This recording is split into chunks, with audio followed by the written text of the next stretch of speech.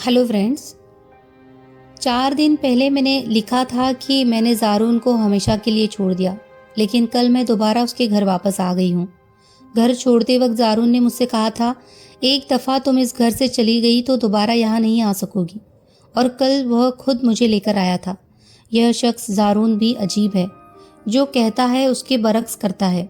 कल शाम को मैं हॉस्टल के कमरे में थी जब वह आया था।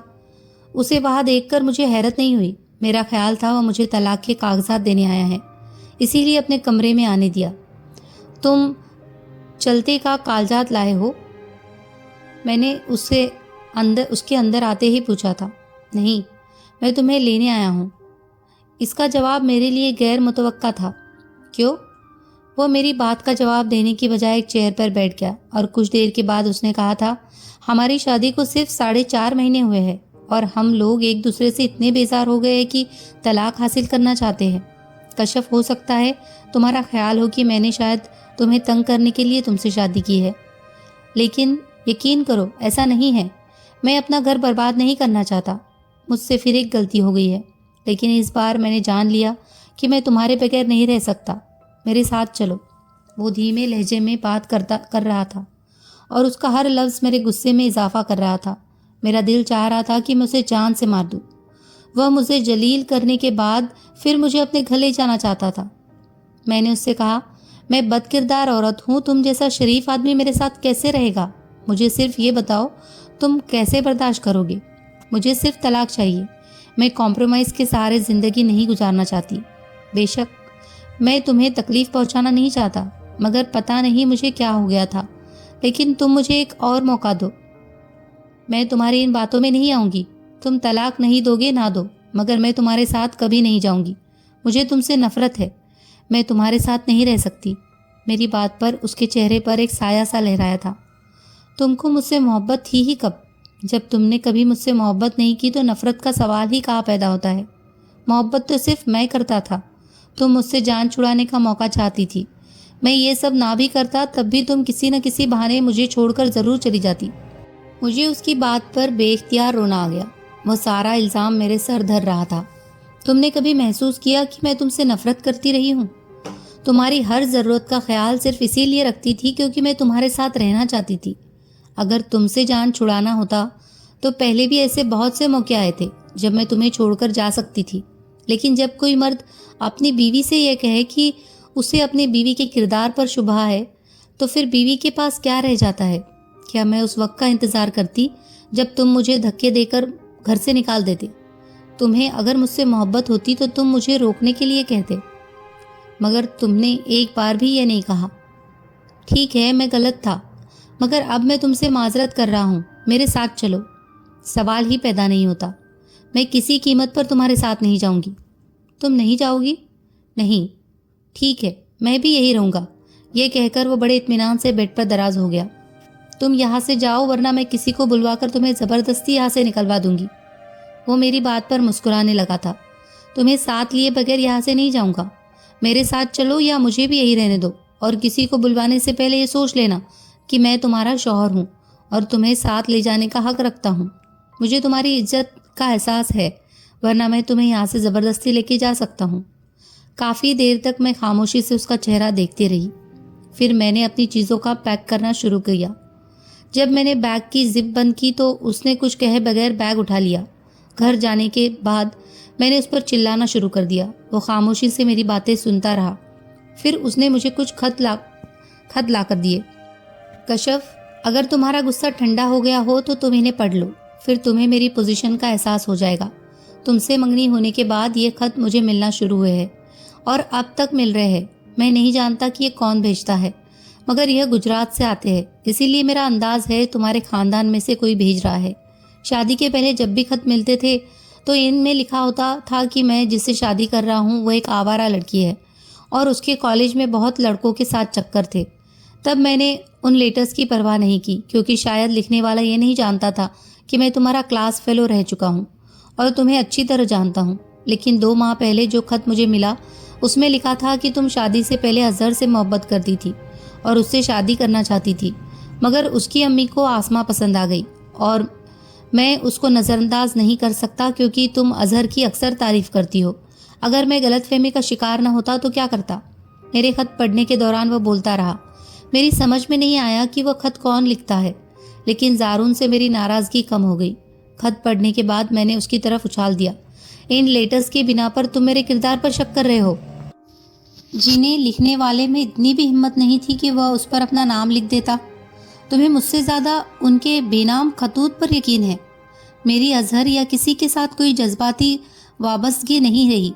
मुझे हैरत इस बात पर है कि तुम मेरी एक इमेजनरी गलती बर्दाश्त नहीं कर पाए, जबकि मैंने तुम्हारी सारे हकीकी अफेयर्स को भुलाकर तुम्हें माफ़ किया। तुम थोड़ी सी आला ज़र्फ़ी मुजाहिरा भी नहीं कर पाए। वह चंद लम्हे मुझे देखता रहा, फिर उसने बड़ी सख्ती से मुझसे कहा था, कशफ, मैं तुम्हारे मुंह से किसी दूसरे मर्द की तारीफ बर्दाश्त नहीं कर सकता। अगर तुम मेरी तारीफ नहीं करती तो किसी दूसरों की भी मत करो। मैं उस मैच्योर आदमी की अहमकाना बात पर हैरान रह गई थी। फिर मैंने उससे मजीद आगे कुछ नहीं कहा। आज सुबह वह मुझे यूँ बात कर रहा था जैसे हमारे दरमियान कभी कुछ झगड़ा नहीं हुआ था। ऑफिस से वापसी पर वह मुझे डिनर पर ले गया, पर अभी कुछ देर पहले वह स्टडी में गया है तो मैं डायरी लिख रही हूँ। पता नहीं मैंने घर छोड़कर गलती की थी या वापस आकर गलती की है, लेकिन बहरहाल मैं एक बार फिर से उसे आजमाना चाहती हूँ।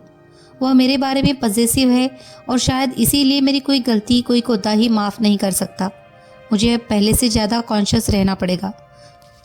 मैं कोशिश करूँगी कि अब उसे मुझसे कोई शिकायत ना हो। आज मैंने अपनी ज़िंदगी की सबसे खूबसूरत खबर सुनी है। आज डॉक्टर ने मुझे मेरे प्रेग्नेंट होने की खबर सुनाई थी और अभी तक मैं अपनी कैफियत को समझ नहीं पा रही हूँ। किस कदर अजीब बात है कि चंद माह बाद मेरे बाजू में एक बच्चा होगा जो सिर्फ मेरा होगा, जो मेरी हर तकलीफ़ महसूस करेगा। उसके और मेरे दरमियान एक रिश्ता होगा जो कभी ख़त्म नहीं होगा।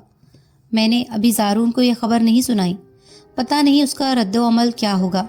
मुझे यकीन है कि वह भी मेरी तरह बहुत खुश होगा, क्योंकि उसे भी तसल्ली हो जाएगी कि मैं किसी और के लिए उसे छोड़कर नहीं जाऊंगी। हम दोनों का ताल्लुक़ अब पहले से ज़्यादा मजबूत हो जाएगा। अब हमारे घर की एक ऐसा फ़र्द आने वाला है जो हमारी तन्हाई को दूर करेगा। आज से एक हफ्ता पहले मैंने एक बेटे को जन्म दिया था। जिस रात मेरा बेटा पैदा हुआ था, उस रात को जारून को एक डिनर में जाना था, लेकिन तैयार होने के बाद अचानक उसने अपना इरादा तर्क कर दिया था। पता नहीं यार, आज मेरी छाती हिस क्यों हो है। मुझे बार बार घर में रहने को कह रहा है और मेरा ख्याल है मुझे पता नहीं यार, आज मेरी छठी हिस क्यों है मुझे बार बार घर में रहने को कह रहा है और मेरा ख्याल है मुझे इसकी बात मान लेनी चाहिए। उसकी छठी हिस्स ने उससे ठीक गाइड किया था। मेरी डिलीवरी में अभी एक हफ्ता था, लेकिन गैर मुतवक्के तौर पर मुझे उसी रात हॉस्पिटल जाना पड़ा था। मैं भी सोचकर तड़प जाती हूँ कि अगर जारून उस रात घर पर ना होता तो बाद में मेरा क्या हाल होता, क्योंकि मैं काफ़ी तकलीफ़ में थी। जारून मुझे अस्पताल लेकर गया था। कार ड्राइव करते हुए उसने मेरा हाथ थाम रखा था और बार बार मुझे तसल्ली दे रहा था। उससे उसके हाथ की गर्मी मुझे कितना सुकून पहुंचा रही थी। अगर वो ये जान जाता तो शायद सारी उम्र मेरा हाथ थामे रहता। लेबर रूम में जाने से पहले उसने मुझसे कहा, घबराओ मत, सब कुछ ठीक हो जाएगा। मैं तुम्हारे लिए खुदा से दुआ करूँगा। की बात पर मेरी आंखों में आंसू आ गए थे। वह बड़ी सेक्युलर सोच रखने वाला आदमी था। शादी के बाद से मैंने कभी उसके मुंह से खुदा का जिक्र नहीं सुना था। शायद उसकी ही दुआ का असर था कि मैं सर्जरी से बच गई थी। हालांकि पहले डॉक्टर का कहना था कि शायद ऑपरेशन करना पड़े। जब मुझे कमरे में शिफ्ट किया गया तो वह मेरे पास आया था और बहुत देर तक मेरे हाथ अपने हाथों में लिए बैठा रहा। वो बहुत अरसे से मुझे कह रहा था कि अपने बच्चे का नाम मैं रखूँगा, लेकिन तैमूर के पैदा होने के बाद उसने बगैर फरमाइश के ये हक मुझे दे दिया था। पहले बच्चे का नाम तुम रखोगी, मैं नहीं, उसने मुझसे कहा था। मैं अपने बेटे को तैमूर नाम दिया था। कल ही मैं अस्पताल से घर शिफ्ट हुई हूँ। इस हफ्ता में ज़िंदगी जैसे बदल गई है। हर चीज़ बहुत खूबसूरत, बहुत रोशन लगने लगी है। मैं खुद को बहुत ताकतवर महसूस करने लगी हूँ। तैमूर मुझे दुनिया का खूबसूरत तरीन मर्द लगता है। शायद हर माँ अपने बेटे के लिए ऐसा ही सोचती है। काश मेरी सारी ज़िंदगी यूं ही गुजर जाए, किसी तकलीफ़, किसी परेशानी के बगैर। आज तैमूर की पहली बर्थडे थी और मुझे ऐसा लग रहा था जैसे वो बहुत बड़ा हो गया है। हालांकि हकीकत में ऐसा नहीं है, वह तो अभी बहुत छोटा सा है। कभी कभी मुझे हैरत होती है कि वक्त कितनी तेज़ी से गुजर जाता है। अभी कल ही वह हमारी दुनिया में आया था और आज 1 साल का हो गया। लेकिन ये 1 साल मेरी ज़िंदगी का खूबसूरत तरीन साल था, क्योंकि मैं एक नए रिश्ते से आशना हुआ। मुझे बच्चों से कभी भी बहुत दिलचस्पी नहीं रही, लेकिन अपने बेटे के लिए पता नहीं इतनी मोहब्बत मेरे पास कहाँ से आ गई। मुझे उसकी हर बात अच्छी लगती है, उसका रोना, उसका हंसना, उसकी आवाज़, उसकी खिलखिलाहट, हर चीज़ अच्छी लगती है, क्योंकि वो मेरा बेटा है। घर क्या होता है यह मैंने इन 2 सालों में जाना है, वरना मैं तो यही समझता था कि घर रुपए और स्टेटस से बनता है। लेकिन ये सब अब समझ में आया है कि रुपया पैसा इतना ज़रूरी नहीं है जितना एक दूसरे के लिए मोहब्बत और तवज्जो ज़रूरी है। मेरे वालिदैन मुझसे बहुत ज़्यादा मोहब्बत करते थे, इसके बावजूद उनके पास कभी भी मेरे लिए वक्त नहीं था, सिर्फ रुपया था। और मैं भी घर में तन्हा बैठने के बजाय दोस्तों के साथ घूमता रहता था, गर्लफ्रेंड बनाता था और उसी को ज़िंदगी समझता था। लेकिन अब सारा वक्त कशफ और तैमूर को देना चाहता हूँ, सिर्फ ऑफिस टाइम के अलावा। मैं चाहता हूँ मेरा बेटा जाने कि उसके वालिदैन वाकई उससे मोहब्बत करते हैं और उनके लिए उसकी जात सबसे ज़्यादा अहम है। फिर जब वह बड़ा होगा तो वह मेरी तरह आवारा नहीं फिरेगा, क्योंकि उसे पता होगा कि उसके घर में उसका इंतज़ार करने के लिए कुछ लोग मौजूद हैं जो उसकी परवाह करते हैं। अगर मैं अपनी सोसाइटी की किसी लड़की के साथ शादी की होती तो शायद मैं आज भी पहले की ही तरह अपना ज़्यादातर वक्त घर से बाहर ही गुजारता। लेकिन खुशकिस्मती से ऐसा नहीं हुआ। मेरी ज़िंदगी में घर की कमी थी और वह कश्यप ने पूरी कर दी। अगर वह ना होती तो शायद मैं आज अपने आप को इतना मुकम्मल, इतना पुरसुकून महसूस ना करता। लेकिन मेरे घर को सही मायने में घर बनाने वाली वो एक है। जब से मैं खुद बाप बना हूँ, मुझे अपने वालिदैन पहले से ज़्यादा अच्छे लगने लगे हैं। उनकी सारी खतातिये के बावजूद मुझे उनसे पहले की निस्बत ज़्यादा मोहब्बत महसूस होती है, क्योंकि वो मेरे वालिदैन हैं। उन्होंने मुझे बहुत कुछ दिया है और अगर कुछ मामलात में कोताही बरती है तो बहुत सारी बातों में मैं भी लापरवाह रहा हूँ। आज का दिन अच्छा गुजर गया और मैं अपनी बाकी ज़िंदगी इसी तरह गुजारना चाहता हूँ, छोटी छोटी खुशियों के सहारे, किसी बड़े सदमे के बगैर। आज ज़ारून को अमेरिका गए हुए पूरा 1 हफ्ता हो गया है और आज वह मुझे बहुत याद आ रहा था। शायद अब मैं उसकी आदी हो गई हूँ, या फिर शायद मैं उसके बगैर खुद को अकेला महसूस करती हूँ। मुझे उसके बगैर रहना बिल्कुल अच्छा नहीं लगता। हालांकि अब तक मुझे आदी हो जाना चाहिए था, क्योंकि वह जिस पोस्ट पर है वहाँ पर ज़्यादा देर तक एक जगह टिक कर नहीं रह सकता। फिर भी पता नहीं मुझे उसकी गैर मौजूदगी क्यों इतनी महसूस हो रही है। वो खुद भी तो बाहर जाना ज़्यादा पसंद नहीं करता।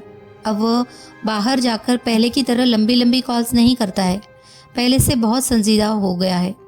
शायद उम्र और वक्त गुजरने के साथ ज़रूरी होता है। उसे भी तो आखिर मैच्योर होना था, और अगर अब भी नहीं होता तो फिर कब होता। फिर अब उस पर काम का बोझ भी बहुत ज़्यादा नहीं है। फिर अब मुझ पर भी तो बहुत ज़्यादा जिम्मेदारियां हैं और वक्त गुजरने के साथ उनमें एक और इजाफा होगा। कभी कभी मैं सोचती हूँ कि अब जॉब छोड़ दूंगी, क्योंकि अब मुझे उसकी ज़रूरत नहीं है। मेरे पास रुपए की कोई कमी नहीं है और अब तैमूर के साथ साथ ऐबक की जिम्मेदारियां भी है। 2 बच्चों को जॉब के साथ संभालना कदरे मुश्किल काम है। लेकिन फिर मुझे ख्याल आता है कि मैंने इस पोस्ट तक पहुंचने के लिए बहुत मेहनत की है। अब क्या मैं उसे सिर्फ अपने थोड़े से आराम के लिए छोड़ दूं? और यही सोच मुझे रिज़ाइन करने से रोक देती है। शायद उस वक्त मैं दिल के बजाय दिमाग से काम लेती हूँ, और ज़िंदगी में हमेशा दिमाग से लिए गए फैसले ही काम आते हैं। क्या लिखना चाह रही थी और क्या लिख रही हूँ। मैं आज काफ़ी गायब दिमाग का मुजाहिरा करती रही, कोई भी काम ठीक से नहीं कर सकी, और यह सिर्फ इसलिए क्योंकि मैं ज़ारून को बहुत मिस कर रही हूँ। मैंने कभी ये नहीं सोचा था कि मैं जिस शख्स को जान से मारना चाहती थी, एक वक्त ऐसा आएगा कि मैं उसकी मोहब्बत में मुब्तला हो जाऊंगी और उसकी एब्सेंस मेरे लिए नाकाबिले बर्दाश्त रहेगी। वो बहुत खूबसूरत बंदा है, सिर्फ ज़ाहिरी तौर पर ही नहीं बल्कि अंदर से भी, और इतना ही खूबसूरत है। लेकिन इस बात को जानने के लिए वक्त लगता है। पता नहीं इस वक्त जब मुझे वो इतना याद आ रहा है वो खुद क्या कर रहा होगा। शायद कॉन्फ्रेंस हॉल में कोई तकरीर कर रहा होगा या किसी रिजर्वेशन की ड्राफ्टिंग में मसरूफ़ होगा। जो भी हो, कम अज़ कम इस वक्त हमें याद नहीं कर रहा होगा, क्योंकि अमेरिका में इस वक्त सुबह होगी और वर्किंग आवर्स में अपने काम के अलावा वो कुछ और नहीं सोचता। आज 5 साल बाद असमारा से मिला। हम लोग एक डिनर में गए थे और वहाँ मुझे वह नज़र आई। वो पहले की ही तरह खूबसूरत है, बल्कि पहले से ज़्यादा ग्लैमरस और अट्रैक्टिव लग रही थी। वह कशफ के पास खड़ी थी। जब मैं उसके पास गया और जब उसे हमारे ताल्लुक़ का पता चला तो वह हैरान हुई थी, बल्कि यूँ कहना चाहिए कि शॉक्ड रह गई थी। फिर कशफ के जाने के बाद उसने मुझसे पूछा था, तो यह थी तुम्हारी चॉइस? जब तुम उससे मोहब्बत करते थे और उसी से शादी करनी थी तो कॉलेज में वह सारा ड्रामा करने की क्या ज़रूरत थी? मैं उसकी बात पर मुस्कुराने लगा था। नहीं, वह सब ड्रामा नहीं था। उससे मोहब्बत का एहसास मुझे कॉलेज छोड़ने के कई साल बाद हुआ था। मेरी बात सुनने के बाद उसने अजीब से लहजे में कहा था, मुझ में क्या कमी थी? क्या कश्यप मुझसे ज़्यादा खूबसूरत थी? क्या उसके पास मुझसे ज़्यादा दौलत थी? क्या वह मुझसे ज़्यादा ज़हीन थी? फिर तुमने मुझे रिजेक्ट क्यों किया? नहीं असमारा, तुम में कोई कमी नहीं थी। तुम बहुत खूबसूरत हो, तुम्हें बहुत सी खूबियाँ हैं। प्रॉब्लम सिर्फ ये था कि मुझे इन खूबियों की ज़रूरत नहीं थी। नो डाउट हुस्न में वह तुम्हारे पासंग नहीं है, लेकिन उसकी वजह से मेरा घर और मेरे बेटे खूबसूरत है, और यह उसमें तुमसे बहुत ज़्यादा है। फिलॉसफी मत झाड़ो, मुझे लफ्ज़ों से मत बहलाओ। उसने मेरी बात बड़ी तेज़ आवाज़ में काटी थी और मैं मुस्कुराने लगा था। अच्छा चलो, तुम्हारे लिए आसान जुबान में बात करता हूँ। तुम अपने शौहर के साथ यहाँ आई हो। ज़रा सोच कर बताओ, यहाँ आने से पहले तुमने अपनी तैयारी और अपने शौहर को तैयार करवाने में कितना वक्त लगा लिया था? मेरे सवाल को उसको कुछ ऑकवर्ड फील हुआ। अपनी तैयारी में काफ़ी वक्त लगा था, लेकिन मेरा शौहर कोई बच्चा नहीं है जिसे तैयार करवाओ। वह खुद सब मैनेज कर सकता है। मैं भी कोई बच्चा नहीं हूँ, लेकिन फिर भी यहाँ आने से पहले मेरी टाई की नॉट कशफ ने अपने हाथों से लगाई थी। मेरे कोट के कॉलर का रुमाल भी उसने लगाया था। मेरे घर में मुलाजिमों की लंबी कतार है। इसके बावजूद जो शूज़ मैंने इस वक्त पहने हैं वह उसने पॉलिश किए हैं। यहाँ आने से पहले वो मेरे बड़े बेटे का होमवर्क करवा कर आई है और मेरे छोटे बेटे को उसने खुद फीड किया है। हालांकि उसके लिए गवर्नेंस है, और उसके बाद वह यहाँ आने के लिए ड्रेसअप हुई। And just look at her. क्या उससे देखकर ऐसा लगता है कि वह बहुत सारे काम करके आई है? और यह सब यहीं पर ख़त्म नहीं होता। अभी यहाँ से जाने के बाद वो मेरे लिए नाइट सूट निकालेगी, दूध का गिलास देगी, फिर सुबह ऑफिस जाने के लिए मेरी सारी चीज़ें तैयार करेगी, मेरा ब्रीफकेस चेक करेगी और फिर वह सोएगी, और सुबह मेरे उठने से पहले वह बेदार हो चुकी होंगी। अगर वो ये सब करती है तो इसमें कमाल की बात क्या है? वो एक हाउसवाइफ है, उसकी कोई सोशल लाइफ नहीं है। अगर उसे ये भी नहीं करना तो और क्या करना है? इस दफ़ा में असमारा की बात पर हंस पड़ा। वो हाउसवाइफ नहीं है, शायद उसने बताया नहीं। वो एसी आईपीएस ऑफिसर है। इस वक्त वो स्टेटमेंट डिवीजन में काम कर रही है। मेरी बात के जवाब में वह पहली दफ़ा खामोश हुई थी और उसने मेरे चेहरे से नज़रें हटा ली थी। फिर चंद लम्हों के बाद उसने मुझसे कहा था, इसके बावजूद मैं नहीं मानूंगी कि उसमें ऐसा कुछ था कि तुम उससे शादी करते। फिर मैंने मजीद कुछ कहना बेकार समझा और मौजू बदल दिया। मैंने उससे कहा, चलो चलो यार, तुम इतने अरसे बाद मिली हो, तुम्हारी बात मान लेता हूँ। चलो कशफ को छोड़ो और मुझे अपने शौहर से मिलवाओ। मैं उसे ये बात कभी समझा नहीं सकता कि कशफ में कितनी खूबियाँ है। वो मेरे लिए एक लग्जरी की तरह है। पहले मैं उस औरत से मोहब्बत करता था और अब मैं उससे इम्प्रेस हूँ। उसने मेरे लिए जो किया कोई दूसरी औरत नहीं कर सकती थी। कशफ ने अपने आप को मेरी मर्ज़ी के मुताबिक ढाल दिया है, और अगर मैं असमारा से शादी करता तो वह मुझे अपनी मर्ज़ी के मुताबिक ढालने की कोशिश करती। नतीजा क्या होता? चंद माह बाद अलहदगी, क्योंकि मैं उसकी बात नहीं मानता और वह मेरी बात नहीं मान सकती थी। असमारा भी एक डिप्लोमेटिक की बीवी है, लेकिन उसकी अदाएं देखकर सबके दिल एक तरह से ही धड़कते होंगे। कशफ उसके मुकाबले में कुछ नहीं है, लेकिन कम से कम लोग उसकी इज्जत तो करते हैं, उसे ऐसी वैसी नज़रों से नहीं देखते, और मुझे यही सब कुछ पसंद है। वरना यह भी हो सकता था कि जिस तरह से असमारा ने डिनर में अपने शौहर के होते हुए भी मुझे ऐसे सवाल पूछे थे, अगर मैं अपनी सोसाइटी की किसी लड़की से शादी करता तो हो सकता था वह भी किसी फंक्शन में अपने किसी पुराने जानने वाले से कुछ ऐसे ही सवाल कर रही होती और मैं बेखबर होता। जब हम वहाँ से वापस जा रहे थे तो गाड़ी ड्राइव करते हुए मैं मसलसल असमारा के बारे में सोच रहा था। कशफ ने मेरी खामोशी देखते हुए पूछा था। ज़ारून, क्या सोच रहे हो? अगर मैं तुम्हें बता दूँ तो तुम नाराज़ तो नहीं होगी? मेरे पूछने पर उसने नहीं में सिर हिलाया। असमारा मुझसे कह रही थी कि कशफ में ऐसा कुछ नहीं था कि तुम उससे शादी करते, और मैंने उससे कहा कि तुम ठीक कह रही हो, बस गलती हो गई। मैंने उसे छेड़ते हुए कहा, लेकिन वो मेरी बात पर नाराज़ होने की जगह मुस्कुराने लगी। मैं जानती हूँ तुम ऐसा कह ही नहीं सकते। इतना एतमाद मुझ पर? मैंने उससे पूछा था, और उसने उसी तरह मुस्कुराते हुए कहा था, अगर एतमाद नहीं होता तो आज तुम्हारे साथ नहीं होती। उसके इस जुमले पर मुझे कई साल पहले उसकी कही एक बात याद आ गई थी। एक दिन मैंने मजाक में उससे पूछा था, कशफ, अगर मैं कभी दूसरी शादी कर लूँ तो?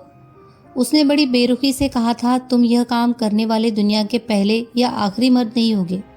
मर्द तो ऐसा काम करते ही रहते हैं, और तुम पर तो मुझे पहले ही कोई एतमाद नहीं, इसीलिए मुझे कोई फ़र्क नहीं पड़ेगा। उस वक्त तो वो ऐसे ही मुंह तोड़ जवाब दिया करती थी, पर आज वो बड़े इत्मीनान से कह रही थी कि उसे मुझ पर एतमाद है। अजीब चीज़ है ये कशफ, हर वक्त मुझे हैरान करती रहती है। मुझे वह हमेशा एक मिस्ट्री की तरह लगती है जिसे कोई हल नहीं कर सकता। शायद शादी के इतने साल बाद भी मैं उसे पूरी तरह जान नहीं सकता, और शायद कभी जान नहीं सकूंगा, क्योंकि वो बहुत गहरी औरत है जो कभी पूरी तरह खुलकर सामने नहीं आती, और शायद उसकी इसी मिस्ट्री ने मुझे उसका असीर कर रखा है। वो बहुत ताकतवर है। आज तक मेरे सामने उसकी कोई कमज़ोरी नहीं आई। शायद उसकी कोई कमज़ोरी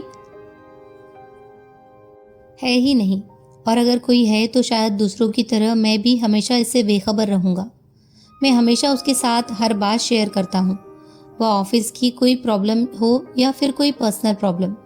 वो हमेशा मेरी हर बात से वाकिफ़ रहती है, लेकिन आज तक कभी उसने मुझे अपनी कोई प्रॉब्लम शेयर नहीं की।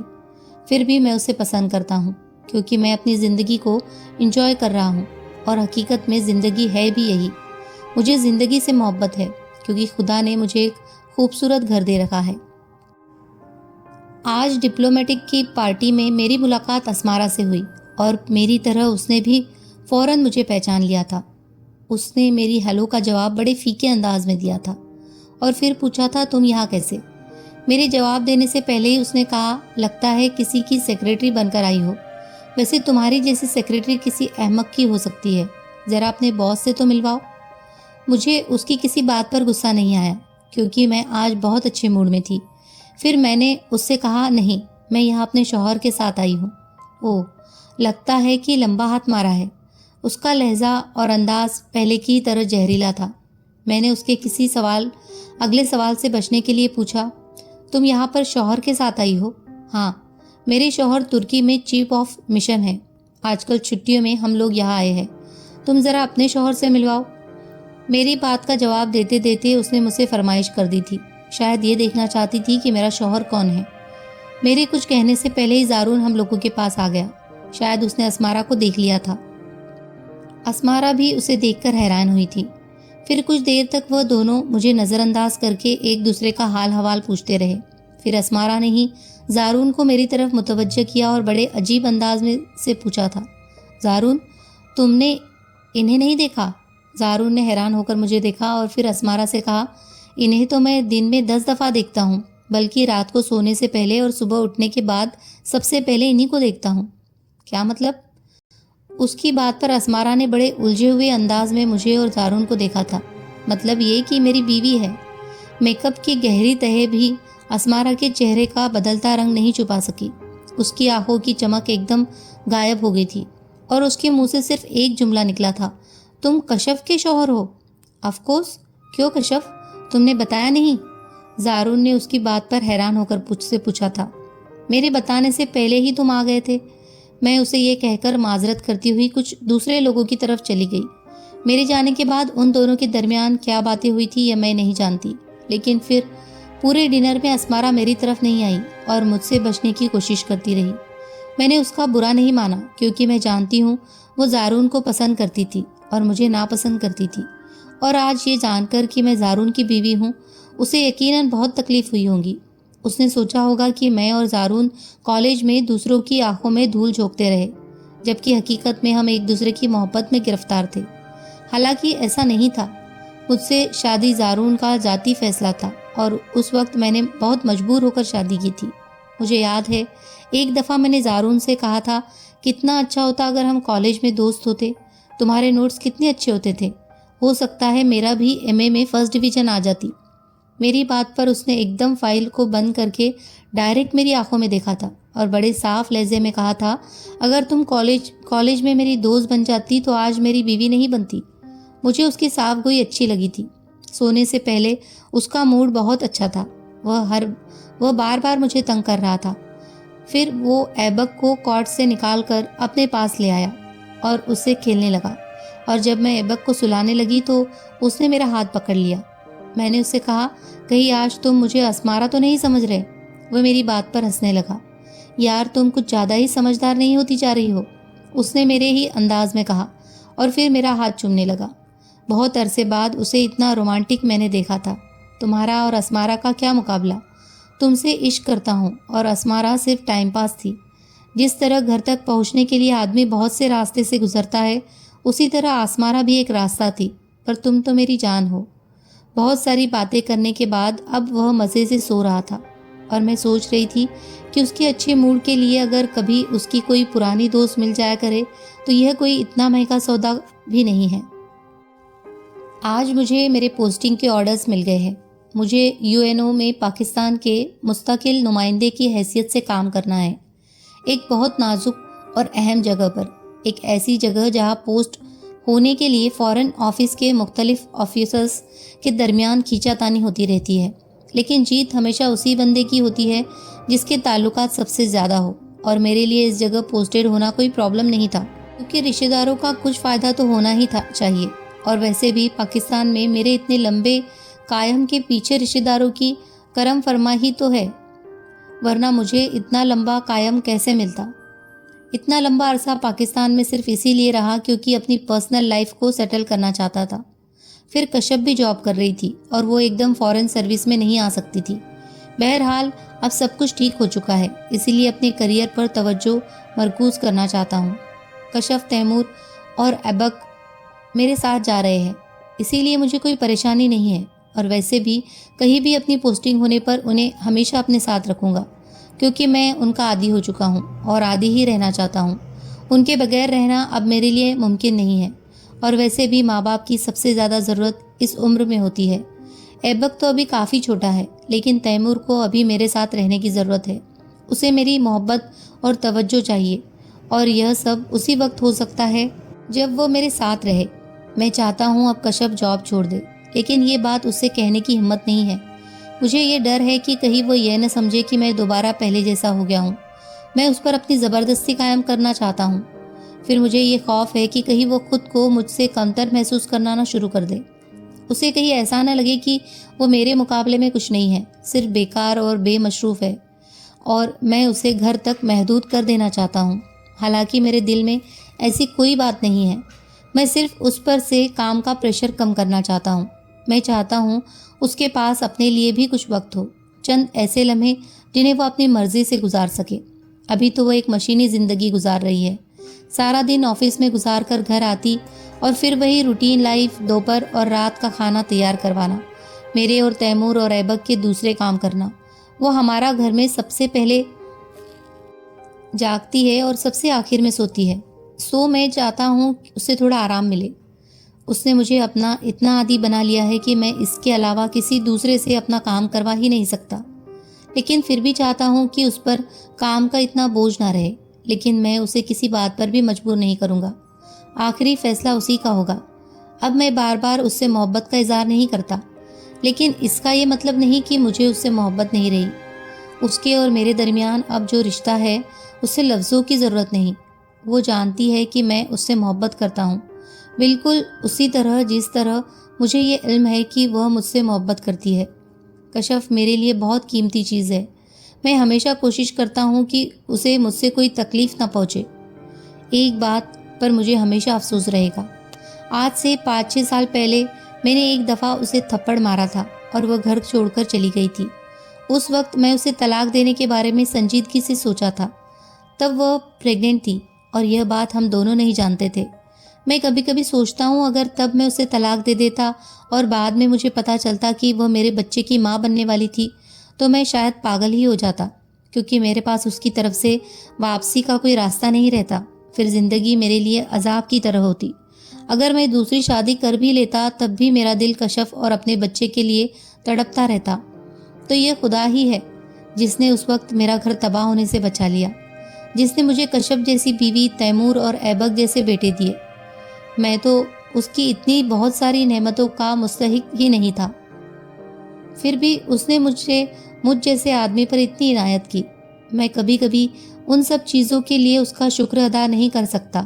यकीनन खुदा सबसे ज़्यादा रहीम और करीम है।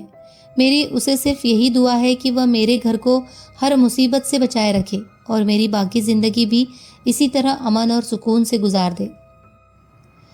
आज पाकिस्तान में मेरा आखिरी दिन है और पूरे 7 घंटे बाद मैं ज़ारून के साथ अमेरिका चली जाऊंगी और वापसी बहुत जल्दी नहीं होगी। इस वक्त ज़ारून सो रहा है, क्योंकि वो हमेशा लंबी फ्लाइट से पहले ज़रूर सोता है। मैं इस वक्त अकेली हूँ और पता नहीं मेरा दिल चाह रहा है कि पाकिस्तान में गुजरे हुए अपने पिछले सालों के बारे में कुछ लिखूँ।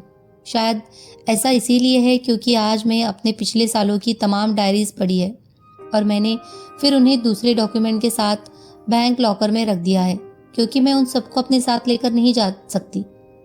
3 बजे की फ़्लाइट से मुझे जाना है और अभी बहुत वक्त है। यहाँ से जाने से पहले मैं सारे एतराफ़ करना चाहती हूँ। 4 दिन पहले ज़ारून के साथ अपनी फैमिली को खुदा हाफिज़ कहने गुजरात गई थी, क्योंकि अब उनसे दोबारा मुलाकात बहुत अरसे बाद होगी। वहाँ मैं अपने बाकी रिश्तेदारों से मिली। मुझे हमेशा यही शिकायत रहती थी कि मेरी अम्मी को उनकी अच्छाइयों, उनकी नेकियों का कोई सिला नहीं मिला और ना ही कभी मिलेगा। लेकिन आज जब मैं अपनी अम्मी और अपनी ममानियों को कंपेयर करती हूँ तो यह बात बिल्कुल साफ नज़र आती है कि मेरी ये सोच गलत थी। ऐसा क्या है जो आज मेरी अम्मी के पास नहीं है? उनकी चारों बेटियाँ अच्छे घरों में ब्याही गई है और वो बहुत आराम से है। उनके दोनों बेटे अच्छे ओहदे पर है। उनकी बहुएं उनकी इज्जत करती है, उनसे मोहब्बत करती है। किसी किस्म की कोई परेशानी नहीं है। ये ठीक है कि उनके पास बेतहाशा दौलत नहीं है, लेकिन अच्छी और पुरसुकून ज़िंदगी गुजारने के लिए किसी के पास जितना रुपया होना चाहिए वह उनके पास है, और ज़्यादा की हवस तो उन्हें कभी थी ही नहीं। क्या यह सब उनकी नेकियों का सिला नहीं है? पहले अम्मी का सब्र, शुक्र, उनकी किफ़ायत मुझे जहर लगती थी, और आज मैं जो ये समझती थी कि दौलत हर मसले का हल है, आप अपनी सोचों पर शर्मिंदा हूँ। कोई इनकलाब नहीं आया, ना कोई मौजा हुआ, न ही एक रात में काया पलटी। मगर फिर यह कैसे हुआ कि जिनके पास पहले से दौलत थी वह आज दौलत की मौजूदगी में भी खुश नहीं, सुकून से महरूम है। आज जो कभी अच्छे लिबास और अच्छी खुराक के लिए तरसते थे, आज उनके पास खुशी और सुकून के साथ साथ वह सब कुछ है जो कभी उनकी ख्वाहिश थी। फ़र्क सिर्फ अच्छाइयों का है। सवाल यह है कि किसने ज़िंदगी को कैसे बरता। अपने से कमतर लोगों की भी कोई इज्जत होती है और दुनिया में दौलत ही सब कुछ नहीं होती है। रुपए के बलबूते पर आप दूसरों को कूड़ा करकट नहीं समझ सकते। जिन लोगों के पास कुछ नहीं होता उनकी ज़िंदगियां आसान बनाने में कुछ किरदार पैसे वाले लोगों को भी अदा करना होता है। मैं पहले हर बात में खुदा को इल्ज़ाम देती थी और मुझे इस बात को हमेशा अफसोस रहेगा कि मैंने खुदा को गलत समझा। शायद हम सब ही खुदा को गलत समझते हैं, उनकी ताकत का गलत अंदाज़ा लगाते हैं। हमें खुदा पर सिर्फ उस वक्त प्यार आता है जब वह हमें माली तौर पर आसूदा कर दे, और अगर ऐसा न हो तो हम उसे ताकतवर नहीं समझते। हम नमाज के दौरान अल्लाहू अकबर कहते हैं, इस बात पर एतराफ़ करते हैं कि अल्लाह सबसे बड़ा है, और नमाज ख़त्म होते ही हम रुपए को बड़ा समझना शुरू कर देते हैं। मुझे हमेशा ऐसा लगता था कि खुदा मुझसे नफ़रत करता है, हालांकि ऐसा नहीं था। खुदा तो हर एक से मोहब्बत करता है, इसीलिए तो उसने मुझे आजमाइशों में डाला, और वह अपने उन बंदों को आजमाइश में डालता है जिससे वो दिल से मोहब्बत करता है। अगर खुदा वाकई मुझसे नफ़रत करता होता तो वह मेरे मसले ख़त्म न करना चाहता, तो मुझे मुश्किलात से लड़ने का हौसला भी न देता। मैंने SSC क्वालिफाई किया और इसमें अच्छी पोजीशन ली। खुदा की रज़ा के बगैर ये कैसे हो सकता था?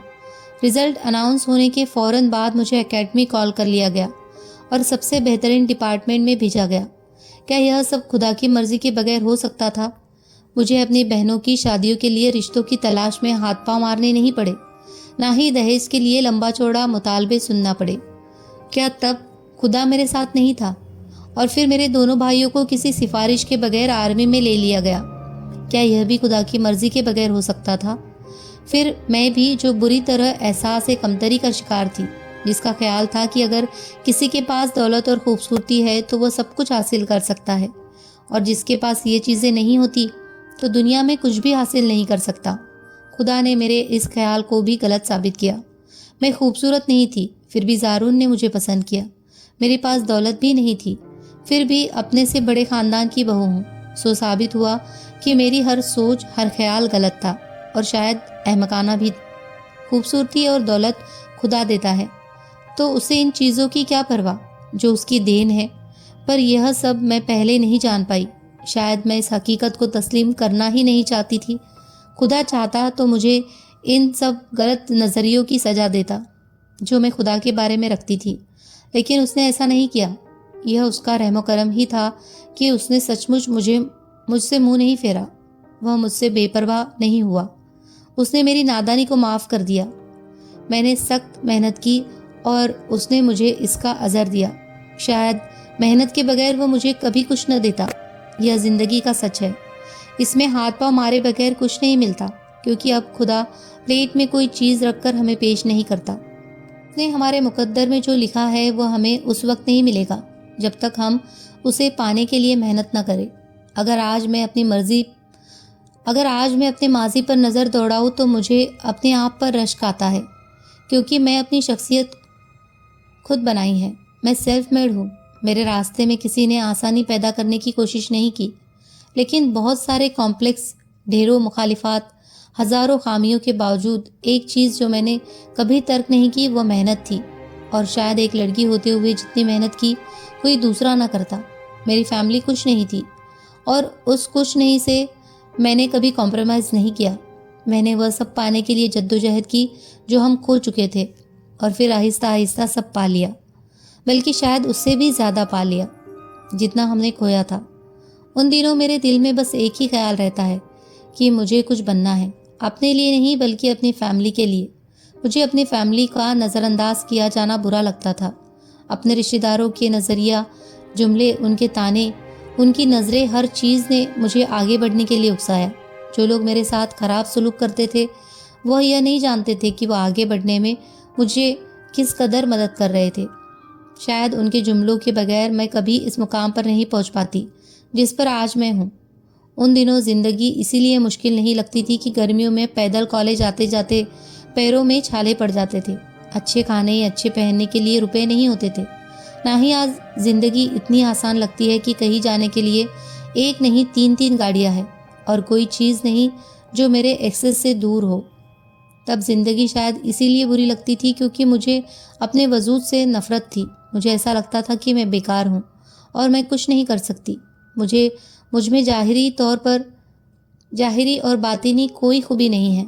मेरे जहन में यह बात बैठ चुकी थी कि दूसरे लोगों की तरह खुदा ने भी मेरा साथ छोड़ दिया है। अगर उन दिनों मुझे इस बात का यकीन होता कि खुदा मेरे साथ है और वह मुझे कभी अकेला नहीं छोड़ेगा, तो शायद मुझे अपनी ज़ात से मोहब्बत होती। हमारी सारी तकलीफ़ आसानी होती, बगैर किसी शिकवे शिकायत के। अगर आज मुझे अपने वजूद से मोहब्बत है तो सिर्फ़ इसीलिए क्योंकि अब मुझे खुदा के साथ पर यकीन है। मैं सोचती हूँ, अगर उस वक्त मैं तालीम छोड़ देती और यह तवक्को रखती कि खुदा सब कुछ ठीक कर देगा, तो क्या होता? सब कुछ उसी तरह रहता और ज़िंदगी वैसे ही ठोकर खाते हुए ख़त्म हो जाती। अगर मैं मेहनत न करती तो मैं और मेरी फैमिली आज भी वही खड़ी होती। मैं और मेरी बहनें आज भी एक एक चीज़ के लिए तरसते रहते, लेकिन मैंने हिम्मत नहीं हारी, और खुदा ने मुझे मेरी अच्छाइयों का बदला दिया। हाँ, मुझे में अच्छाइयाँ थी, तब मैं यह तस्लीम नहीं करती थी, लेकिन ये हकीकत है कि खुदा ने मुझे जो आसाइशें दी है वह मेरी कुर्बानियों का सिला है। यह क्यों कहूँ कि मैंने कोई अच्छा काम नहीं किया। मैंने तो अपने हिसाब से बढ़कर काम किया था। अपने फ़ायदे के लिए तो कभी कुछ सोचा ही नहीं। ऑफिसर बनने के बाद भी मुझ में कोई बनावट नहीं आई, ना ही मैंने अपने आप पर गुरूर किया। पर शायद यह सब बातें हैं खुदा को पसंद आ गई। आज लोग मुझे खुशकिस्मत समझते हैं। मेरे रिश्तेदार दुआ करते हैं कि उनकी बेटियों की किस्मत भी मेरी जैसी हो। उनका ख्याल है कि मुझे यह सब कुछ ही ऐसे ही मिल गया है। उनमें से किसी ने यह सोचने की ज़हमत नहीं की होगी कि यह सब कुछ पाने के लिए मैंने क्या खोया, क्या कुछ कुर्बान किया और क्या कुछ कुर्बान कर रहे हैं। तब कहीं जाकर एक घर बना पाई हूँ। पर्दे के पीछे की हकीकत जानने की कोशिश कोई नहीं करता। खुदा किसी को कोई चीज़ हमेशा के लिए नहीं देता। जो वह किसी को कुछ नहीं देता है तो सिर्फ आजमाइश के लिए। वो चाहता है कि हम उस चीज़ को हमेशा अपने पास रखने के लिए जद्दोजहद करें। वो चाहता है हम अपने आप इस नेमत का अहल करें, और हम अक्सर अपने आप को इस नेमत का अहल साबित करने में नाकाम हो जाते हैं। जब मुझे ज़ारून मिला था तो शुरू में मुझसे कुछ हिमाकतें हुई थी, लेकिन फिर आहिस्ता आहिस्ता मैं बहुत मोहतात हो गई, क्योंकि मैं जानती थी कि एक दफ़ा मैंने उसे खो दिया तो फिर दोबारा मैं उसे नहीं पा सकूंगी। मैंने ज़ारून की हर बात बर्दाश्त की। वो बहुत अच्छा था, लेकिन मर्द था। एक ऐसा मर्द जिसे कोई मजबूरी लाहक नहीं थी कि वो ज़रूर मेरे साथ ज़िंदगी बसर करे। तो अपने घर को बरकरार रखने के लिए मैंने अपने जज्बात कुर्बान किए। बहुत सी बातें नापसंद होने के बावजूद सिर्फ इसीलिए अपना ली क्योंकि वो ज़ारून को पसंद थी। अपने बहुत से पसंदीदा काम सिर्फ इसीलिए छोड़ दिए क्योंकि वो ज़ारून को नापसंद थे। मैंने ज़ारून पर कभी कोई तजुर्बा करने की कोशिश नहीं की। उसकी फैमिली का रवैया शुरू में मेरे साथ बहुत ख़राब था, और उसकी मॉम अभी भी मुझे नापसंद करती है। बहुत दफ़ा उन्होंने मेरे बारे में दूसरों के सामने रिमार्क किए, और मैं जो किसी की कोई बात बर्दाश्त नहीं कर सकती थी, यह सब इसीलिए बर्दाश्त की क्योंकि वो ज़ारून की माँ थी। अगर मैं उनसे उलझती तो ज़ारून मुझे नापसंद करता। बहरहाल वो उनकी माँ थी जिसे बदला नहीं जा सकता था, और मैं सिर्फ बीवी जिसे वह जब चाहे बदल सकता था। और मेरी यह खामोशी बेकार नहीं गई। अगर अब उसकी माँ दूसरों के सामने पहले की तरह मेरे बारे में रिमार्क नहीं देती तो सिर्फ इसीलिए क्योंकि ज़ारून मेरे खिलाफ कोई बात नहीं सुन सकता, और वो बहुत सख्ती से उन्हें ऐसी बातों से रोक देते हैं। अगर मैं ज़ारून के घर वालों के साथ झगड़ती, उनसे बदतमीज़ी करती, उनकी मर्ज़ी के खिलाफ हर काम करती, तो वह जाहिर तौर पर मुझे तलाक दे चुका होता।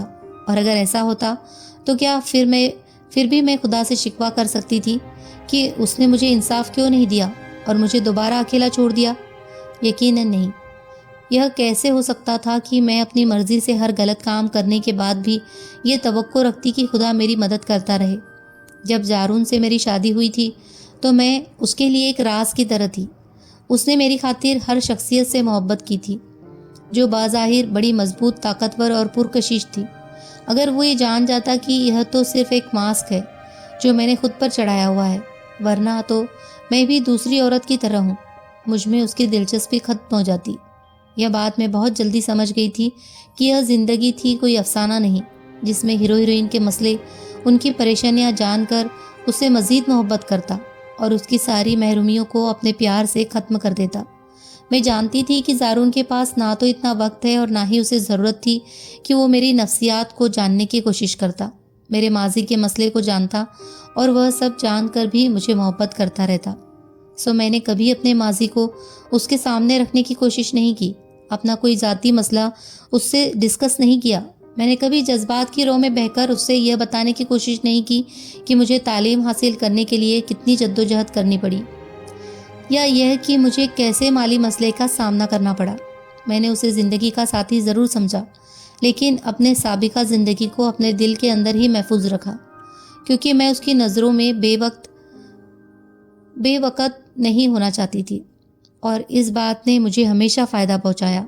मैं अपनी नफ्सियात को समझाने की बजाय उसकी साइकोलॉजी समझने की कोशिश की। उसे एक घर की ज़रूरत थी। वह अपने से वाबस्ता लोगों की पूरी तवज्जो चाहता था क्योंकि वह उसे महरूम था, और मैंने उसकी ज़रूरत पूरी की।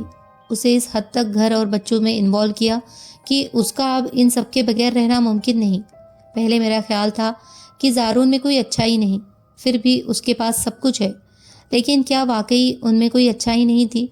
अपनी सारी कमज़ोरियों के बावजूद बाज़ मामलात में उनकी अप्रोच बड़ी साफ़ और वज़ा है। उसने कभी मुझे अपनी फैमिली की माली मदद करने से नहीं रोका। उसने कभी इस बात को तंज के तौर पर इस्तेमाल नहीं किया, और ना ही इस बिना पर उसने मेरी फैमिली का एहतराम में कोई कमी की। उसने कभी मुझे जॉब छोड़ने पर मजबूर नहीं किया। सोशल स्टेटस से अपने से कमतर होने के बावजूद उसने मुझे शादी की और इस मामले में उसने अपने घर वालों के मुख्तलिफ की परवाह भी नहीं की। उसने कभी किसी से मेरी फैमिली बैकग्राउंड को छुपाने की कोशिश नहीं की, और जब भी किसी ने मेरे फैमिली के सोशल स्टेटस के बारे में जानना चाहा तो उसने उनके बारे में कुछ भी छिपाने की कोशिश नहीं की। और उसने मुझे बहुत ही दफ़ा कहा, कश्यप, कॉलेज में हमारा झगड़ा हुआ था तो तुमने कहा था शर्म इस बात पर नहीं आनी चाहिए, अगर आपके पास रुपया नहीं, आप गरीब है, शर्म तो इस बात पर आना चाहिए अगर आप कातिल है, चोर है या किसी कोई दूसरी बुराई आपके अंदर मौजूद है। तुम्हारी वह बात मेरे दिल पर नक्श हो गई थी। वाकई गुर्बत या कम रुपया पैसा शर्मिंदगी की बात नहीं। क्या यह सारी खुसूसियात किसी आम मर्द में हो सकती है? यकीनन नहीं। वो एक आम मर्द है भी नहीं। अगर खुदा ने उसे शुरू से ही आसाइशों में रखा तो शायद यह उसके लिए इनाम था, क्योंकि उसे बाद में मेरी जैसी एक औरत को एतमाद और इज्जत देनी थी और औरत का खुदा पर यकीन मजबूत करना था। तो उन सब बातों के लिए खुदा ने उसे पहले ही नवाज दिया था, और अब मैं यह कैसे चाह सकती हूँ कि उसे किसी किस्म की परेशानी का सामना करना पड़े। उसकी ज़ात से मैं और मेरे दोनों बेटे वाबस्ता है। उसे पहुँचने वाली किसी तकलीफ से सबसे ज़्यादा हम ही मुतासिर होंगे। वो एक इनाम है जो खुदा ने मुझे दिया है। अब मैं उसे कैसे खो सकती हूँ? खुदा में एक दफ़ा फिर साबित कर दिया है कि जिन लोगों की आसाइशों से हम हसद करने लगते हैं उनकी तो कोई खूबी ही नहीं, वे तो करम के मुस्तहिक ही नहीं होते। फिर भी उन्हें खुदा ने इतना सब कुछ क्यों दे रखा है? हो सकता है सब नेमतें उन्हें किसी दूसरे की दुआओं की एवज मिली हो। माजी में अगर मैं खुदा से इतनी शिकवे शिकायत करती थी तो उसकी एक वजह लोगों का रवैया भी था। लोग जानबूझकर हमें इस तरह ट्रीट करते थे कि हमें हमारी हैसियत का अंदाज़ा होता रहे। लोगों के रवैये की वजह से ही मैं खुदा से बादिल हो गई थी। काश लोग कभी ये जान पाते कि उनके रवैये की वजह से कोई खुदा से बरगश्ता होने लगता है। आज मेरे पास भी किसी चीज़ की कमी नहीं। अपना घर, दौलत, ओहदे, बच्चे या शौहर देखकर मैं आपे से बाहर नहीं होती। मैं नहीं चाहती कि इन चीज़ों के बलबूते पर मैं किसी की दिल आज़ारी का रिजन बनूं। कोई मेरी आसाइशें देखकर अपने वजूद से नफरत करे, किसी को मेरा यह रवैया खुदकुशी के बारे में सोचने पर मजबूर कर दे। नहीं, मुझे इन सब से खौफ आता है। मैं वह सब नहीं करना चाहती जो कल तक मेरे साथ होता रहा, इसीलिए खुद को बड़ा नॉर्मल रखती हूँ। मैं जब भी गुजरात जाती हूँ तो किसी फंक्शन में किसी के रवैये की बिना पर से गैर मामूली तवज्जो नहीं देती। हर एक को एक जैसा ट्रीट करती हूँ। मैं एक कीमती लिबास अफोर्ड कर सकती हूँ, लेकिन सादा लिबास पहनती हूँ। मेरे पास रुपया है, ये सब जानते हैं। फिर क्या ज़रूरत है कि मैं शो ऑफ करूँ, दूसरों को एहसास कमतरी में मुब्तला करूँ? फिर यह चीज़ें मुझे खुश भी नहीं करती। खुदा का शुक्र है जिसने मुझे सारी खूबियों से नवाजा है, एक अच्छा और बेहतर इंसान बनाया। उसने मेरे ज़ाहिर के बजाय मेरे बातिन को खूबसूरत बनाया था, लेकिन यह मैं अब जान पा रही हूँ। काश मैं पहले भी अपनी खूबियों को जान पाती और इन पर शर्म महसूस ना करती। मगर ठीक है, हर काम वक्त गुजरने के साथ ही होता है। मेरी ज़िंदगी अभी ख़त्म नहीं होती। मैं नहीं जानती हर आने वाला दिन मेरे लिए क्या लाएगा। मुझे यकीन है कि अब मेरी ज़िंदगी में हमेशा खुशियाँ ही रहेगी। मैं ये दावे के साथ नहीं कह सकती कि ज़ारून हमेशा मेरा ही रहेगा या मेरे बेटे भी ज़िंदगी में बहुत कामयाब होंगे। यकीन अगर किसी बात पर है तो सिर्फ इस बात पर कि अब मैं किसी मुसीबत पर पहले की तरह खुदा पर इल्ज़ाम नहीं दूंगी। मैंने सब्र और बर्दाश्त सीख ली है। अब मैं खुदा के एक फरमाबरदार और साबिर बंदे की तरह उनकी हर रज़ा पर राज़ी रहूंगी, क्योंकि हर खुशी के बाद गम और गम के बाद खुशी आती है। खुदा से मेरा ताल्लुक़ अब बहुत मजबूत हो चुका है और अब मैं पहले की तरह अपनी मुस्तकबिल से खौफज़दा नहीं हूँ। लेकिन फिर भी मैं समझदारी से काम लेती रहूँगी ताकि हर मुसीबत से बची रहूँ। अपने सर्विस के साल पूरे होने के बाद मैं जॉब छोड़ दूँगी ताकि अपने बेटों को पूरी तवज्जो दे सकूँ, ताकि उनकी शख्सियत में कोई कमी, कोई खामी न रहे। जब मैं पहले दिन कॉलेज गई थी तो ज़ारून से मेरी बहस हुई थी। मैंने उससे कहा था कि एक वोट की जीत कोई हैसियत नहीं रखती और अपने कुछ पॉइंट को साबित करने के लिए पता नहीं क्या क्या दलीलें दी थी। पर आज अपनी डायरी में उस दिन का हाल पढ़कर मैं सोच रही थी कि तब मैं गलत थी। जीत जीत होती है, चाहे वो एक वोट की हो या 1 लाख वोट की। जिंदगी भी तो एक वोट की जीत है। वजह अक्सरियत से इसमें भी कोई फतेह याद नहीं होता। बस होता यह है कि किसी को चंद खुशियाँ ज़्यादा मिल जाती है और किसी को चंद कम। ऐबक के रोने की आवाज़ आ रही है और ज़ारून भी उड़ गया होगा और यकीनन मुझे तलाश कर रहा होगा। इसीलिए आज के लिए इतना ही काफ़ी है। वैसे भी बहुत लंबी फ़्लाइट है। कुछ देर बाद मुझे भी सो जाना चाहिए।